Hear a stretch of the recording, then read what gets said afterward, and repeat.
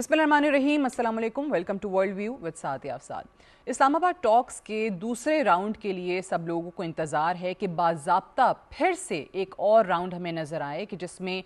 Iranians और American आमने सामने हों, एक ही टेबल पर हों। क्या वाकई उसके लिए ग्राउंड सेट हो रहा है?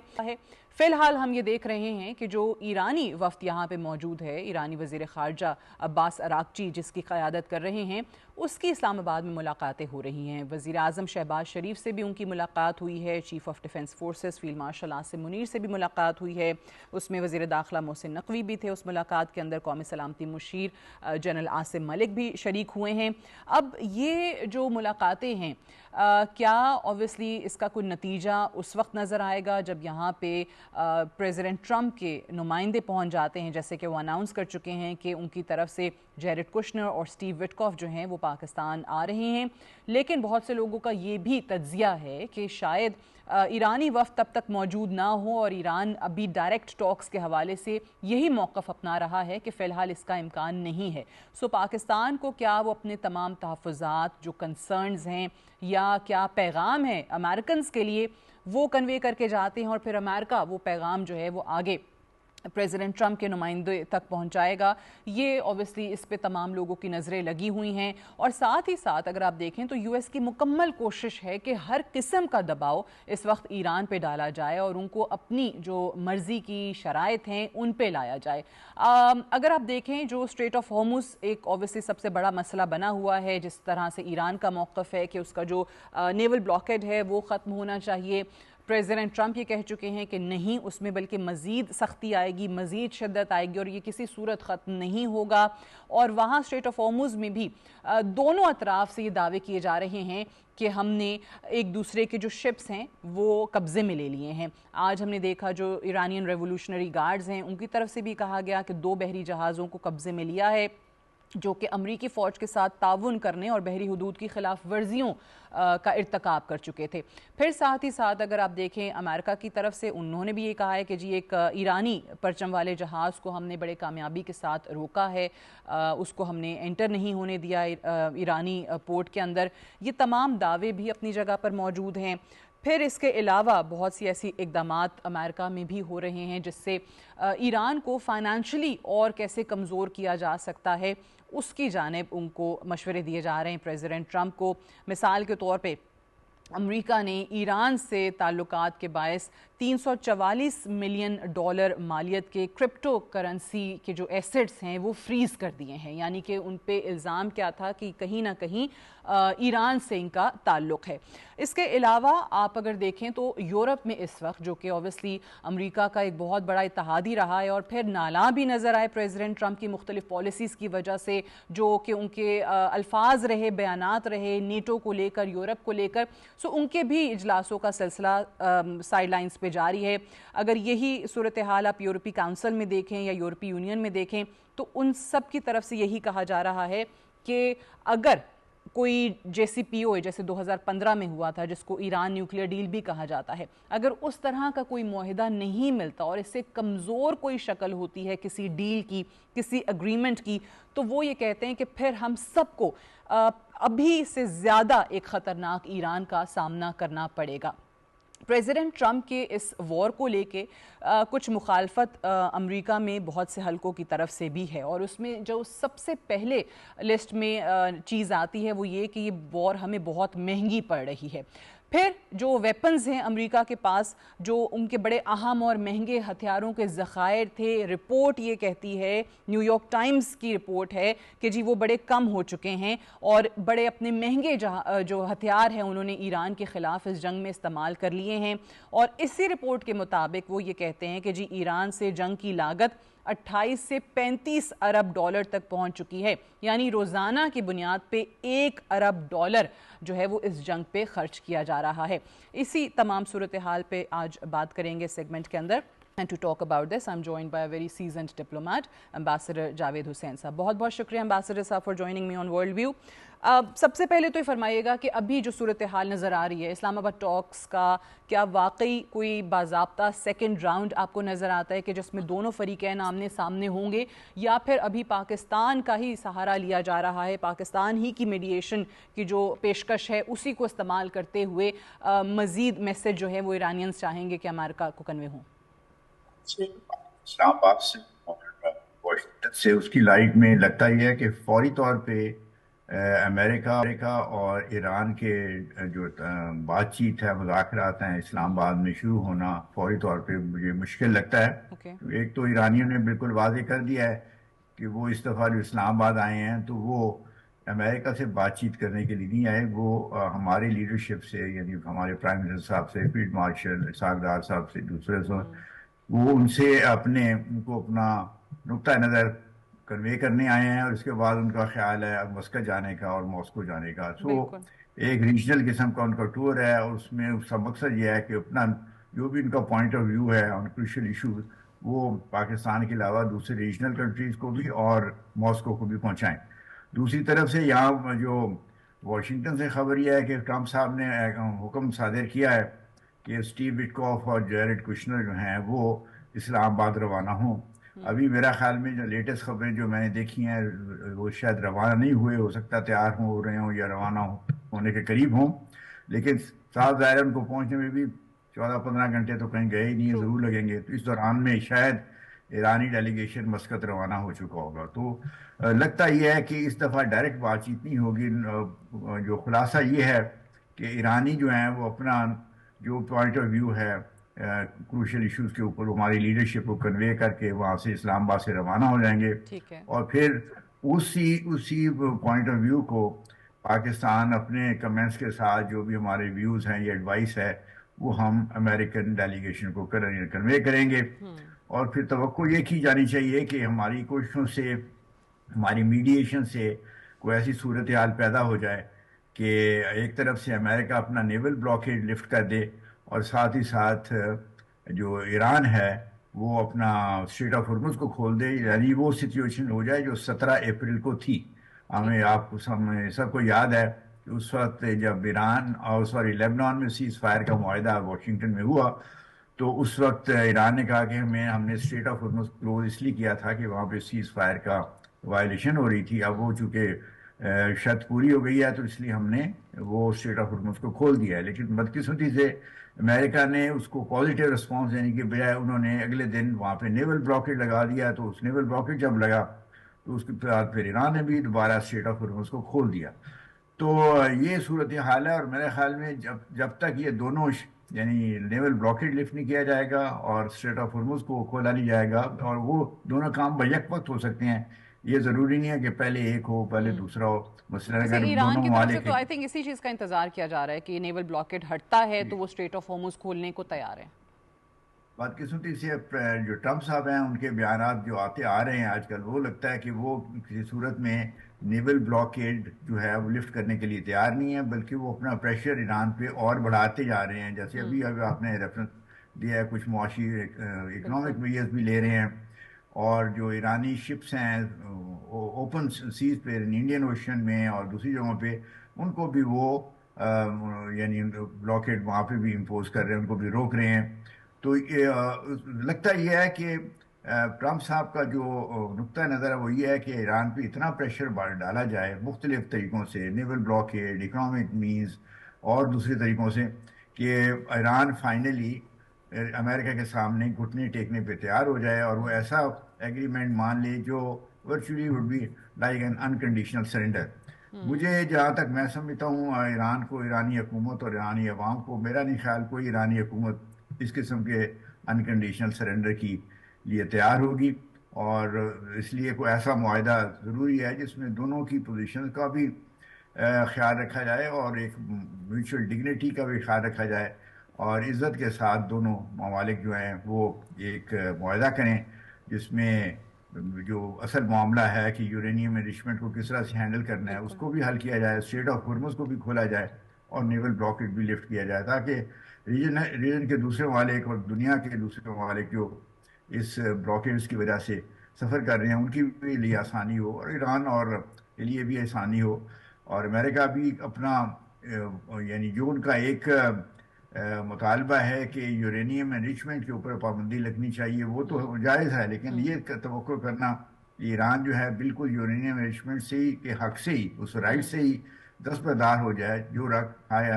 رائٹ ہے ان کو نیوکلیئر نان پرولیفریشن ٹریٹی کے انڈر ملا ہوا ہے، جس کا امریکہ بھی سگنیٹری ہے اور ایران بھی سگنیٹری ہے، تو وہ تو بڑا ناجائز مطالبہ ہے۔ جے سی پی او کے طور پہ کے طرز پہ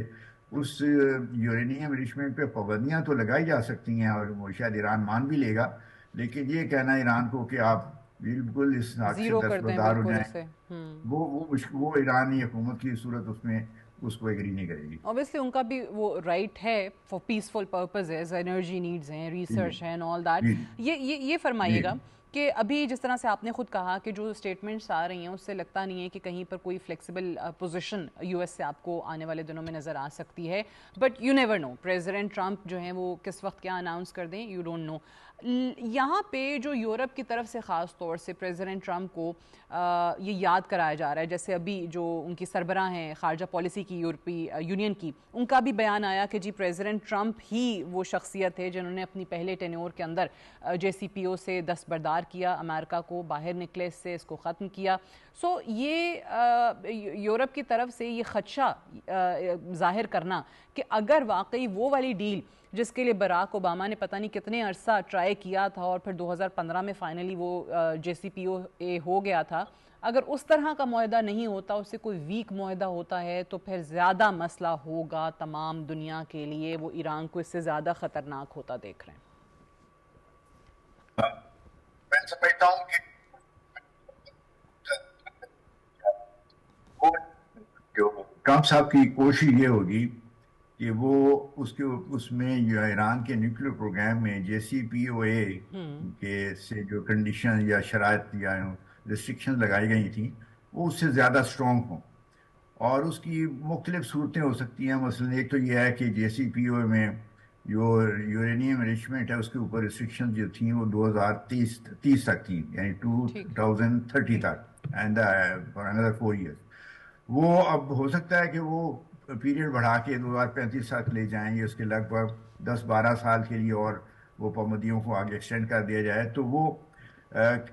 شاید ایران بھی اس چیز پہ ماننے کے لیے تیار ہو جائے۔ دوسرا یہ ہے کہ جو ان کے پاس یورینیم ہے، ہائیلی انرچ یورینیم ہے، 440 کہتے ہیں کلو گرام کے قریب ہے، اس کے بھی ڈسپوزل کیا ہوگی، اس کو وہ آپ ڈائلیوٹ بھی کر سکتے ہیں، ایران کے اندر بھی، ایران سے باہر بھی، اس کے مختلف طریقے نکالے جا سکتے ہیں، لیکن ایران کی صورت میں اس انرچ یورینیم کو، ہائیلی انرچ یورینیم کو امریکہ کے حوالے کرنے کے لیے تیار نہیں ہوگا، جس کی طرف پریزیڈنٹ ٹرمپ صاحب گائے بگائے وہ جو ہے اشارے کر چکے ہیں۔ سو دونوں ممالک کو فلیکسیبلٹی سے اگر پیش آئیں گے، ایک دوسرے کے ساتھ ڈیل کریں گے، تو ایک معاہدہ ہونے کا جو ایکسیپٹیبل ہو دونوں سائڈز کو اور انٹرنیشنل کمیونٹی کے لیے بھی ایکسیپٹیبل ہو، وہ ممکن ہے۔ لیکن اگر جس طرح سے امریکہ نے اپنی پوزیشن بڑی ریجڈ رکھی ہوئی ہے، اور وہ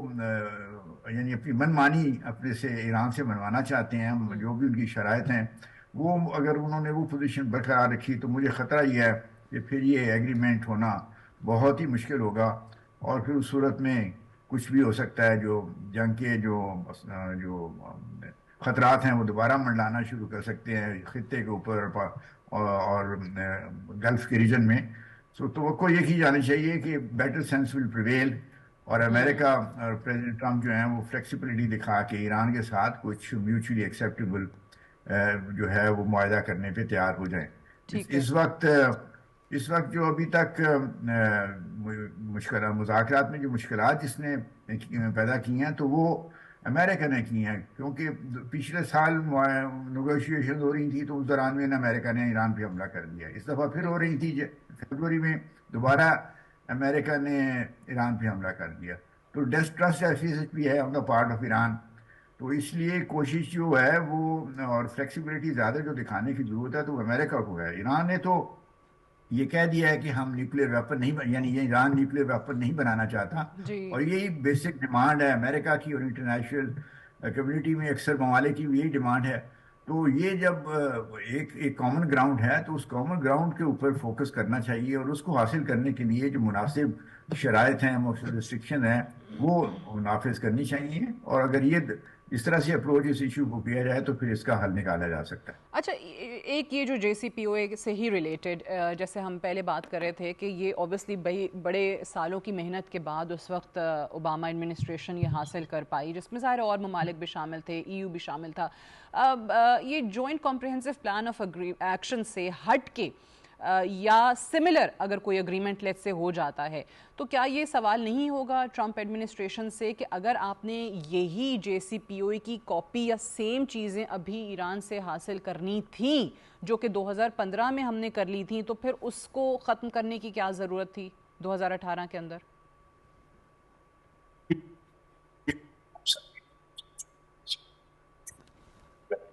چاہتے ہیں یہ دکھا سکیں اپنے عوام کو کہ ہم نے پہلے سے جو ایگریمنٹ نیا کیا وہ پہلے سے امریکہ کے پوائنٹ آف ویو سے کافی بہتر ہے، اور تو وہ اس کا ایک طریقہ کار یہی ہے کہ جو ریسٹرکشنز کی مدت ہے اس کو بڑھا دیا جائے۔ دوسرا وہ جیسے کر رہے ہیں، دوسرا انہوں نے ایک دعویٰ کیا ہے کہ ہم نے 75% تو اپنے مقاصد حاصل کر لی ہیں، کہ ایران کی نیوکلیر کیپیبلٹیز اور میسائل کیپیبلٹیز کو ہم نے ڈیگریڈ کیا ہے یا ان کو بہت نقصان پہنچایا ہے۔ تو یہ دو چیزیں ہیں جو ان کو which he can use to sell the agreement to American people and to the rest of the world۔ تو وہ ریسٹ آف دا ورلڈ کو تو خیر اتنا فکر نہیں ہے، امریکن لوگوں کو بتانے کے لیے کہ انہوں نے یہ جو حملے کیے ہیں اس سے انہوں نے کچھ خاطر خواہ نتائج حاصل کیے ہیں، وہ اس صورت میں ہی ہوگا کہ ایک تو انرچمنٹ کے اوپر پابندیاں جو ہیں وہ لمبی کر دی جائیں، زیادہ سک کر دی جائیں، اور دوسرا یہ ہے کہ وہ ان کے پاس یہ دعویٰ ہے کہ ہم نے ایران کو بہت نقصان پہنچایا ہے، اور ان کے لیے کیپیبلٹی ہی نہیں ہے کہ وہ زیادہ فار اے لانگ ٹائم کہ وہ یورینیم انرچمنٹ یا نیوکلیر کے میدان میں کوئی ایسا کام کریں جس سے امریکہ کو تشویش ہو۔ اور اسی طرح وہ بھی کہہ سکتے ہیں کہ جی مسائل جس سے اسرائیل کو ان کے نقطہ نظر سے خطرہ تھا تو وہ بھی ہم نے مسائل کیپیبلٹی بھی ایران کی ڈیگریڈ کر دی ہے، تو اس میں ہمیں کو پریشان یعنی امریکہ کو پریشان ہونے کی ضرورت نہیں ہے۔ اس قسم کی وہ چیز ہے کہ اپنے نئے ایگریمنٹ کو امریکن پبلک کے سامنے پیش کر سکتے ہیں کہ ہم نے ایک بہت فتح حاصل کر لی ہے۔ اچھا، recently there have been many reports about IRGC, then Basij, then supreme leader, اور یہ خبریں اسپیشلی یو ایس میڈیا میں آپ کو نظر آئیں کہ جی کوئی بہت بڑا ڈیوائڈ ہے، یہ نہیں پتہ چل رہا کہ who is the real decision maker in Iran, اور اختلافات کی خبریں، اور یہ سب کچھ رپورٹ ہوتا رہا۔ You have been an ambassador in Iran, یہ وہاں پہ جو فیصلہ سازی جس طریقے سے ہوتی ہے، جو چین آف کمانڈ ہے، ذرا اس پہ بتائیے گا کہ آپ کو لگتا ہے کہ واقعی کوئی ایسا ڈیوائڈ ہو سکتا ہے؟ کل اس تاثر کو خود ایرانی سپریم لیڈر نے مجتبیٰ خامنہئی نے زائل کرنے کی بھی کوشش کی ہے۔ میرا خیال میں یہ زیادہ امریکن پروپیگنڈا ہے۔ ٹھیک، ایران میں اس وقت کوئی ایک یعنی آپ دیکھیں کہ جب سے 28 فروری سے ایران پہ حملے کیے گئے اور ان کو سرپرائز اٹیک تھے، تو اس لیے کچھ دن تو ان کو لگا اس سے ریکور کرنے میں، ان دا سینس کہ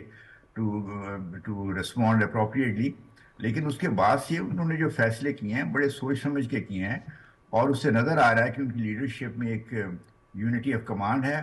اور وہ ایک بڑے مناسب طریقے سے سوچ بچار کے بعد اپنے فیصلے کر رہے ہیں۔ وہ ایسے اندھا دھند انہوں نے فیصلے نہیں کیے۔ اسٹریٹ آف ہارمز کو بند کرنے کا فیصلہ جو تھا انہوں نے جو مارچ کے میرے خیال میں شروع میں کیا، اور پھر 17 اپریل کو انہوں نے جا کے اس کو لفٹ کیا، تو وہ ایک صورت حال کے جو اور ڈیولپمنٹ جو لیٹسٹ ہو رہی تھیں ان کو سامنے رکھ کے انہوں نے کیا۔ تو یہ امریکن پروپیگنڈا تو ہے کہ جی ہمیں سمجھ نہیں آتی کس کے ساتھ ڈیل کریں، اور ساتھ ڈیل بھی کر رہے ہیں۔ یعنی اگر جے ڈی ان کو یہ نہیں پتا تھا کہ کس کے ساتھ ڈیل کریں تو پھر جے ڈی وینس صاحب کو پچھلی دفعہ کیوں اسلام آباد بھیجا گیا؟ ان کو پتا تھا کہ قاری باب صاحب جو آ رہے ہیں وہ پوری اتھارٹی کے ساتھ آ رہے ہیں، جو وہاں پہ جو سیکیورٹی کا جو میدان یا سیکورٹی کا جو فیلڈ ہے اس میں نیشنل سیکورٹی کونسل جو ان کی ہے کمیٹی ہے وچ از ہیڈڈ بائی دا پریزیڈنٹ، وہ فیصلے کرتی ہے، اور اس فیصلوں کو پھر ریبر جو ہیں اس کو اپروو کرتے ہیں۔ اس طرح سے وہاں پہ جو ہائی لیول کے سیکورٹی کے فیصلے اس طرح سے ہوتے ہیں، تو وہ ٹھیک ہے۔ اس میں نیشنل سیکورٹی کونسل میں سویلینز بھی ہیں، وہاں کی جو ہے اس میں IRGC والے بھی ہیں، دوسرے اس میں ادارے بھی ریپرزینٹیڈ ہیں، اور ہونا بھی چاہیے۔ تو وہ اکثر لوگ جو ہیں ہمارے خاص طور پہ جو ویسٹرن کنٹریز ہیں وہ سمجھتے ہیں کہ یہ کوئی کمیٹی جو ہے اس کی کوئی اہمیت نہیں ہے. سارے امپورٹنٹ فیصلے اس کاؤنسل کے تھرو ہوتے مشاورت ہیں سے. اور ہوتے رہیں گے. جی بالکل, اور مشاورت سے ہوتے ہیں. اور ابھی تک ان کا نظر آ رہا ہے کہ جو مختلف اہم مواقع آئے ہیں اس کے اوپر انہوں نے رسپانس جو دیا ہے بڑا سوچ سمجھ کے دیا ہے. اس پہ اختلاف رائے ہو سکتا ہے لیکن یہ نہیں کہا جا سکتا کہ ان کے پیچھے کوئی سوچ بچار نہیں ہے. اچھا, ایک اور چیز امبیسڈر صاحب, ابھی ہم اسرائیل کا ذکر کر رہے تھے. کل ہی اس لیبنان اور اسرائیل کی جو جنگ بندی ہے اس میں ایکسٹینشن 3 ہفتے کا پریزیڈنٹ ٹرمپ نے اناؤنس کیا ہے, اور اس کے باوجود بھی اوبیسلی وائلیشنز آج بھی ہمیں نظر آتی رہی ہیں. کل اس ایکسٹینشن کے فوری بعد بھی ہمیں نظر آیا ہے. یہی صورتحال غزہ میں سیز فائر کی ہے, وہاں پہ وائلیشنز اسرائیل کی طرف سے جاری ہیں. So while President Trump and America is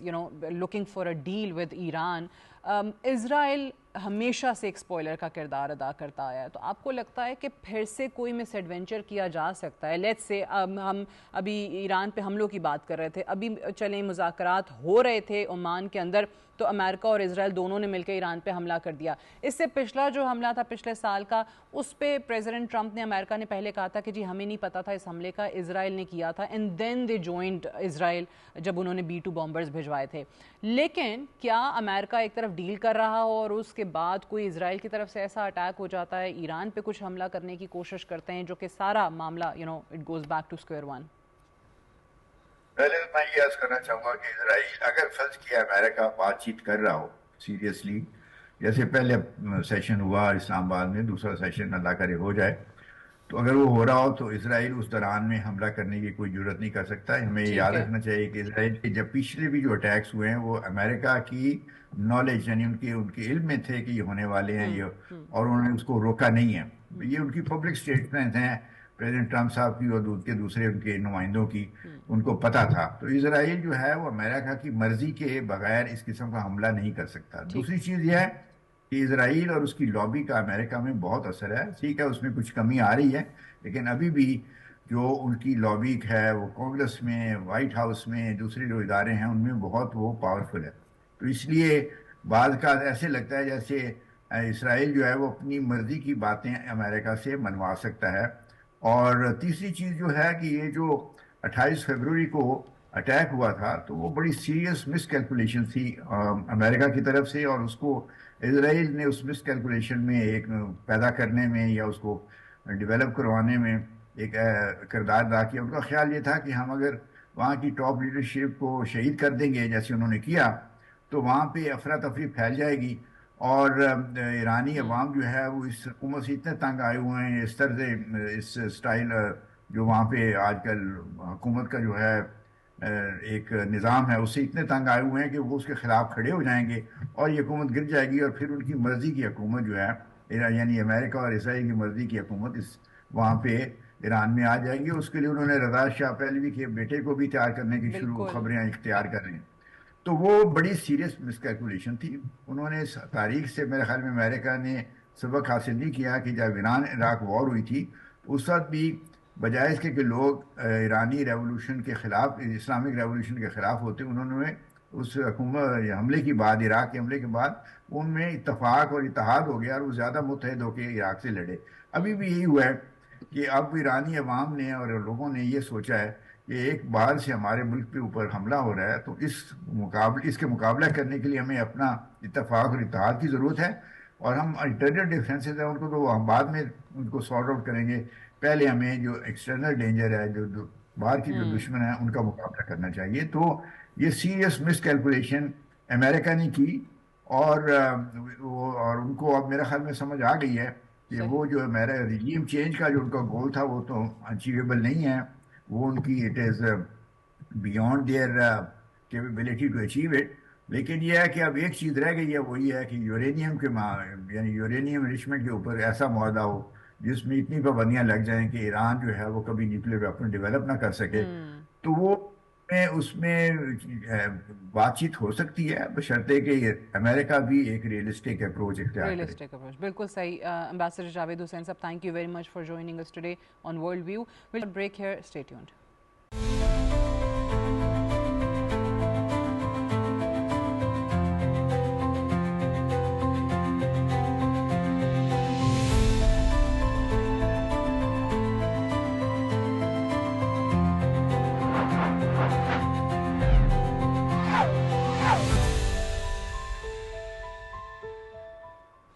welcome back to World View with Sadia Afzal. اور پوری دنیا کی اس وقت نظریں اسی معاملے پر لگی ہوئی ہیں کہ کیا واقعی امریکہ اور ایران کسی معاہدے تک پہنچ سکتے ہیں, کوئی ڈیل ان ممالک کے درمیان ہو سکتی ہے. اور اس وقت جو پوری کشیدگی, ایک تناؤ آپ کو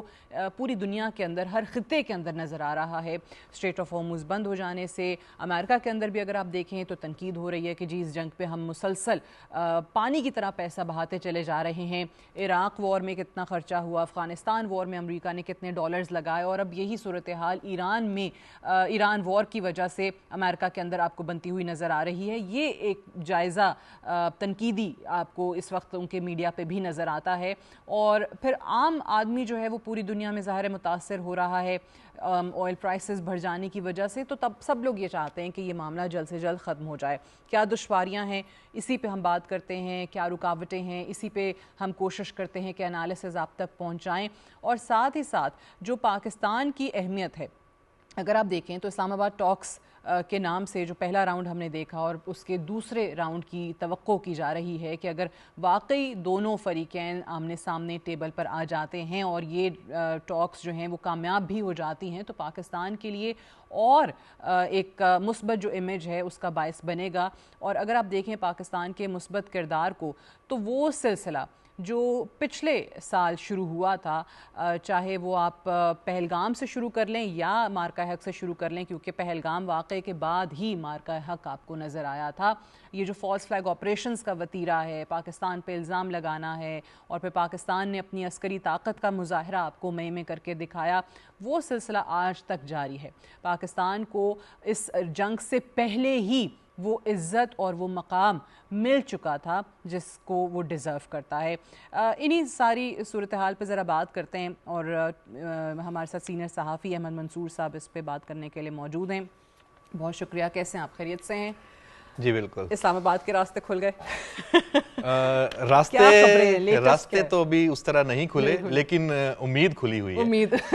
اور یہ کہ جی ان کی ٹاکس کا کوئی راستہ جو ہے وہ کھل جائے. ہم سب دیکھیں پاکستان کی, پاکستانیوں کی اور اسلام آباد کے شہریوں کی اتنی سی قربانی سے اگر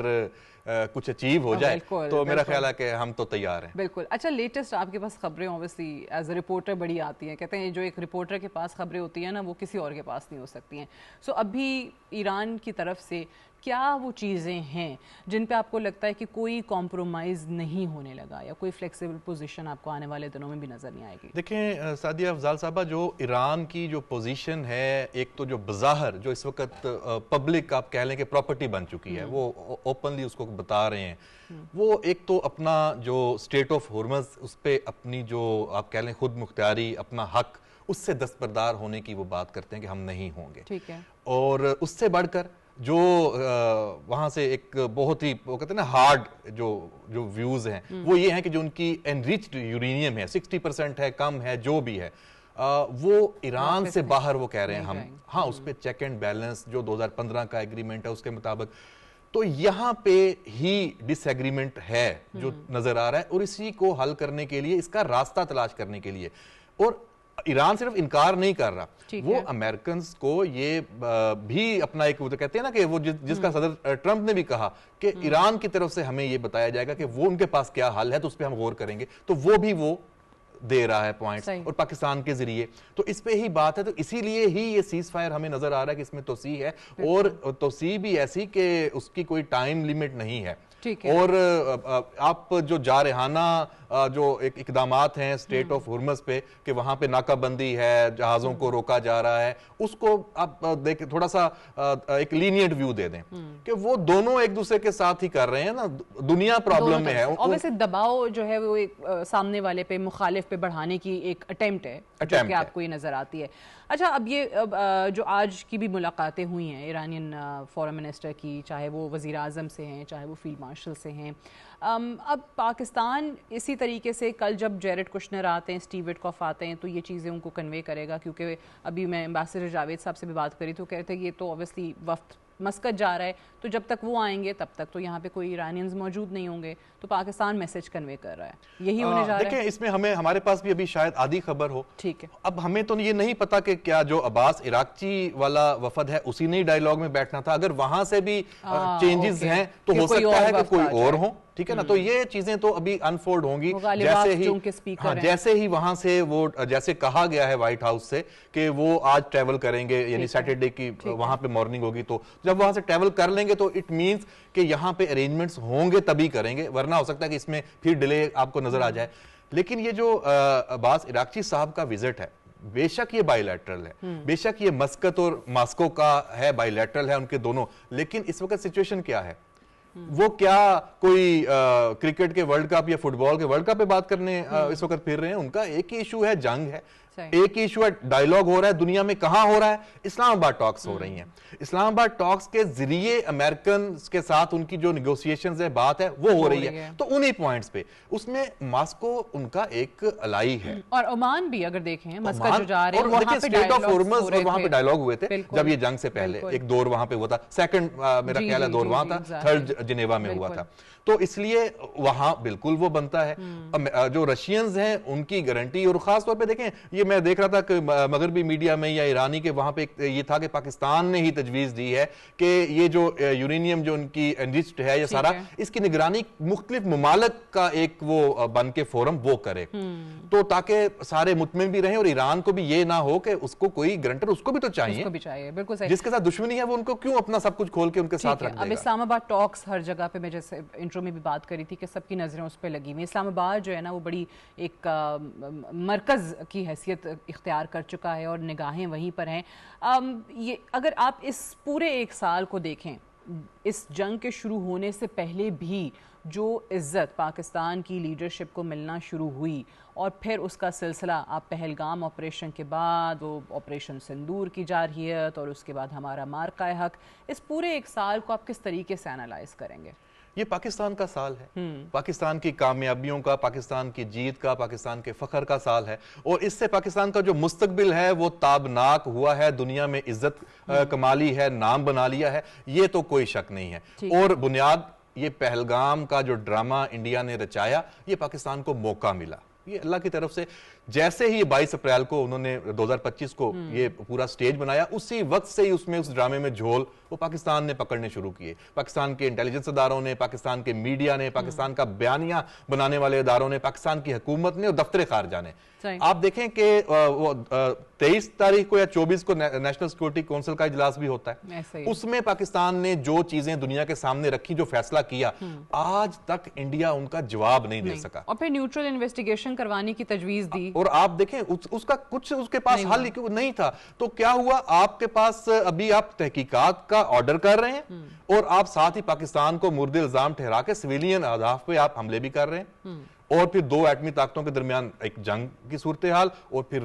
6 مئی آ جاتا ہے, 7 مئی, اور پھر مارکہ حق. اور وہ انڈیا جو کہتا تھا کہ جی ہم net security stabiliser and provider, اور اس کے بعد پھر وہ اپنے جہازوں کا حساب دے رہے ہیں صدر ٹرمپ کو کہ کتنے ہیں. یہ جو آپ کو اس وقت پاکستان کا کردار نظر آتا ہے, اور یہ ریجن کے حوالے سے بھی اگر آپ دیکھیں تو نیٹ ریجنل اسٹیبلائزر آپ کو پاکستان ہی نظر آتا ہے.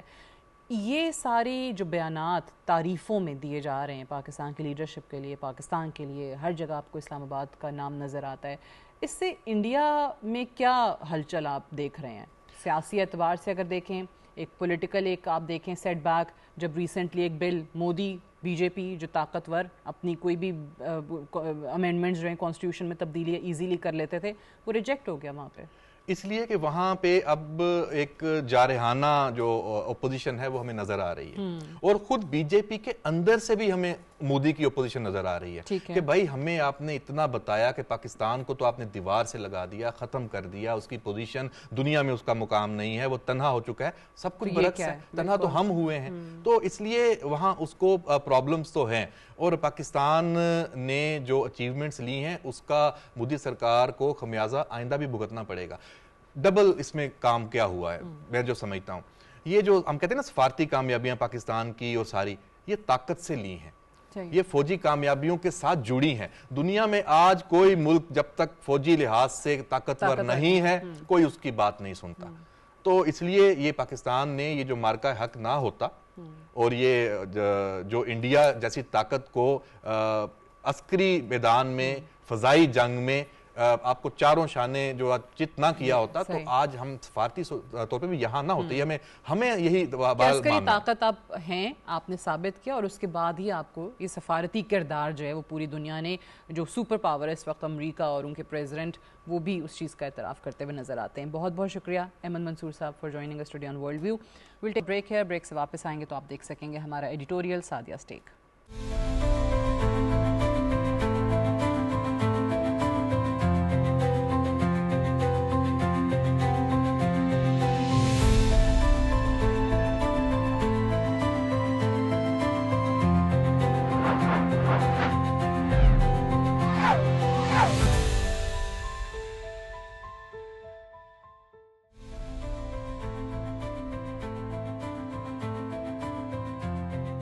ایک سال پہلے پہلگام واقعے نے خطے کی سیاست کو ہلا کر رکھ دیا.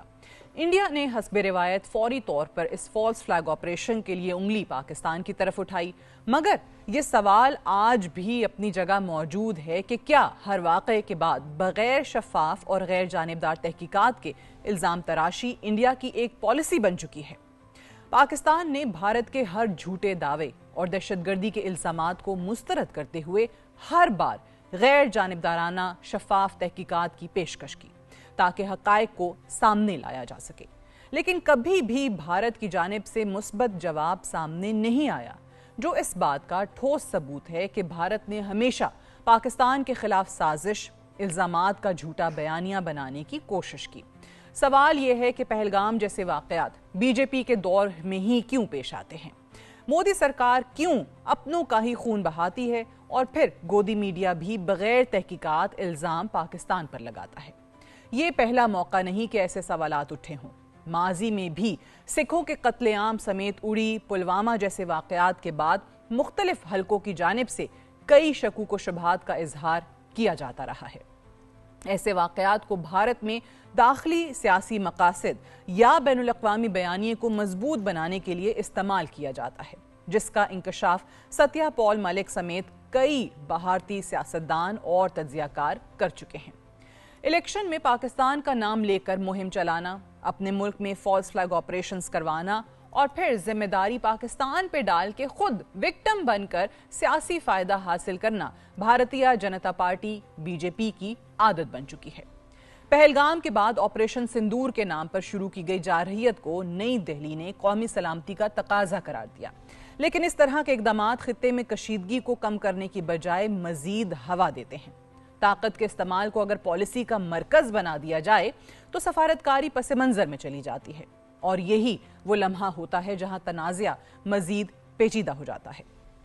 اس کے برعکس پاکستان نے ایک طرف اپنی دفاعی تیاری کو برقرار رکھا. جنگی جنون میں مبتلا بھارت نے جب پاکستان پر اپنی جارحیت دکھائی تو ہماری مسلح افواج نے مارکہ حق میں وہ منہ توڑ جواب دیا جس سے بھارت نسلوں یاد رکھے گا. دوسری جانب پاکستان نے سفارتی سطح پر عسکری میدان کی طرح دنیا کے سامنے شواہد کے ساتھ اپنا بیانیہ پیش کیا, جس کو دنیا نے منوان قبول بھی کیا. کشیدگی صرف عسکری محاذ تک محدود نہیں رہی, بلکہ اس کے اثرات دیگر شعبوں تک بھی پھیل گئے. خاص طور پر انڈس واٹرز ٹریٹی کے حوالے سے پیدا ہونے والی صورتحال نے ایک نئی بحث کو جنم دیا. پاکستان کا موقف یہ رہا ہے کہ ایسے بین الاقوامی معاہدوں کو یک طرفہ طور پر معطل یا تبدیل کرنا نہ صرف قوانین کی خلاف ورزی ہے بلکہ خطے میں عدم استحکام کو بھی بڑھاتا ہے. اور اس بار تو نریندر مودی کے یہ تمام اقدامات اتنے ایکسپوز ہوئے کہ بھارت کے اندر سے بھی کچھ آوازیں یہ سوال اٹھاتی نظر آئیں کہ کیا ایسے اقدامات بھارت کے لیے طویل المدتی طور پر فائدہ مند ثابت ہو سکتے ہیں؟ عالمی سطح پر رد عمل معنی خیز رہا. بڑی طاقتوں نے کشیدگی کم کرنے اور بات چیت کی ضرورت پر زور دیا, جو اس بات کا اشارہ ہے کہ دنیا اس تنازع کو ایک اور بڑے بحران میں بدلتے دیکھنے کی متحمل نہیں ہو سکتی. تاہم اطلاعات اور بیانیوں کی اس جنگ میں سوشل میڈیا اور ڈیجیٹل پلیٹ فارمز نے ایک نیا محاذ کھول دیا ہے, جہاں ہر فریق اپنی کہانی کو زیادہ مؤثر انداز میں پیش کرنے کی کوشش کرتا رہا ہے, اور اس بار بھارت کو وہاں بھی ہزیمت کا سامنا ہے. پاکستان نے عسکری اور سفارتی میدان میں صرف بھارت کو شکست سے دوچار نہیں کیا بلکہ پوری دنیا پر ثابت کیا کہ پاکستان ایک ذمہ دار ریاست اور قوم ہے جس نے دہشت گردی سے بھی دنیا کو بچانے میں اپنا کردار ادا کیا اور دنیا میں امن و استحکام کے لیے اقوام متحدہ کے چارٹر پر مکمل عمل پیرا بھی ہے۔ پاکستان کی مؤثر سفارتی پالیسیوں نے ایک سال کے دوران پاکستان کو بین الاقوامی سفارتی سرگرمیوں کا مرکز بنا ڈالا، جبکہ بھارت اپنی انتہا پسند سوچ کے باعث عالمی تنہائی کا شکار ہے۔